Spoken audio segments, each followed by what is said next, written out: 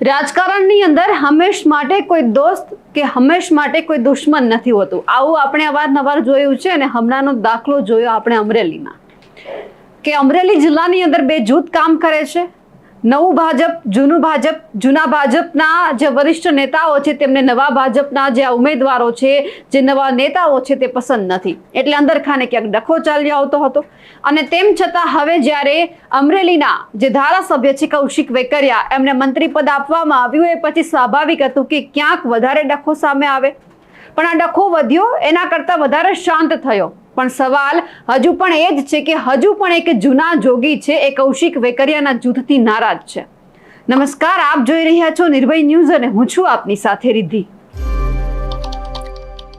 અમરેલી જિલ્લાની અંદર જે લોકસભાની ચૂંટણી હતી અને જ્યારથી જે ડખો આપણે જોયો હતો ટિકિટ બાબતે, જે જૂના સાંસદ હતા એમને કે ટિકિટ આપવાની વાત હતી, પછી ભરત સુતરિયાને ટિકિટ આપવામાં આવી અને એ પછી જે આખો ડખો સામે આવ્યો, જે જૂના વરિષ્ઠ ભાજપના નેતાઓ છે તેમને નવા ભાજપના જે આ નવા ચહેરા છે તે પસંદ નથી, એવું આપણે અવારનવાર જોયું છે।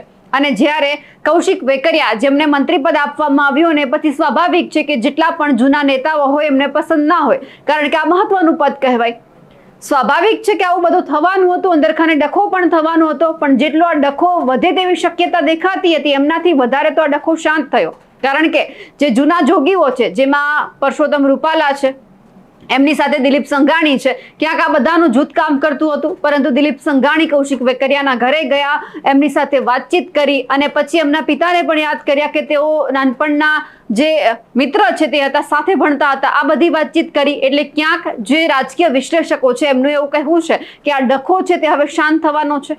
પણ સવાલ અહીંયા એ છે કે નારણ કાછડિયા ક્યાં છે? અમરેલી જિલ્લાના પૂર્વ સાંસદ નારણ કાછડિયા ક્યાંય પણ નથી દેખાયા, કોઈ પણ જગ્યા ઉપર શુભેચ્છા નથી પાઠવવામાં આવી કૌશિક વેકરિયાને। એટલે જૂના જોગીઓનું જે આ ગ્રુપ છે તે આપણને ચર્ચામાં તો દેખાયું, પરંતુ સવાલ એ છે કે દિલીપ સંઘાણી કૌશિક વેકરિયાને મળ્યા તો પછી નારણ કાછડિયાને શેનું દુઃખ છે? નારણ કાછડિયા કેમ કૌશિક વેકરિયાને મળતા નથી? ખેર, અંદરનું રાજકારણ છે, એ લોકો ક્યારે સમજે છે, ક્યારે શુભેચ્છા પાઠવે છે જોવાનું છે। પણ અહીંયા હવે જે આ ડખો થવાનો હતો એ શાંત પડી ગયો છે। હવે ક્યાંક લાગી રહ્યું છે કે અમરેલી જિલ્લામાં એવું કહેવામાં આવશે કે ભાજપ એક જ છે, અહીંયા કોઈ નવું જૂનું નથી। કૌશિક વેકરિયાના ઘરે જ્યારે દિલીપ સંઘાણી ગયા હતા ત્યારે તેઓ શું બોલ્યા તે સાંભળીએ।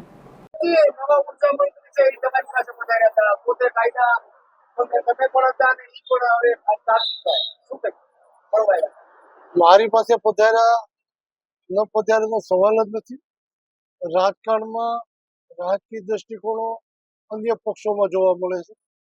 ભારતીય જનતા પાર્ટી એક પરિવાર ક્ષેત્ર બોલતા હોય છે, જો એનો આપણે કંઈ સાંભળ્યું હોય એ કરતાં પણ ભાઈ કૌશિકભાઈના પિતાશ્રી એટલે કાંતિભાઈ, અમે બાળપણના મિત્રો, એક સાથે હાઈસ્કૂલમાં 8મા ધોરણથી અમે અભ્યાસ સાથે કરેલો, એટલે પારિવારિક સંબંધો છે। કદાચ ઉર્જા મંત્રી ન હોય કે સીએમ થાય તો પણ જે રીતે અમારા પારિવારિક સંબંધો જે હોય એ રીતે સ્વાભાવિક છે કે મંત્રી થયા પછી એના માસીની ઘરે આવ્યો છે।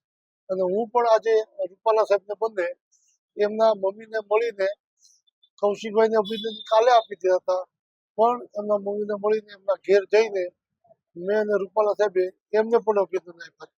પારિવારિક સંબંધોમાં પદ વચ્ચે ક્યારે આવતા નથી, એક ગૌરવ અપાવે છે કે કૌશિક એક ઉર્જા મંત્રી થાય, એની ઉર્જા એટલી પ્રભુ આપે કે સમગ્ર રાજ્યને એનો લાભ મળે, અને એના માટે મારી શુભેચ્છા।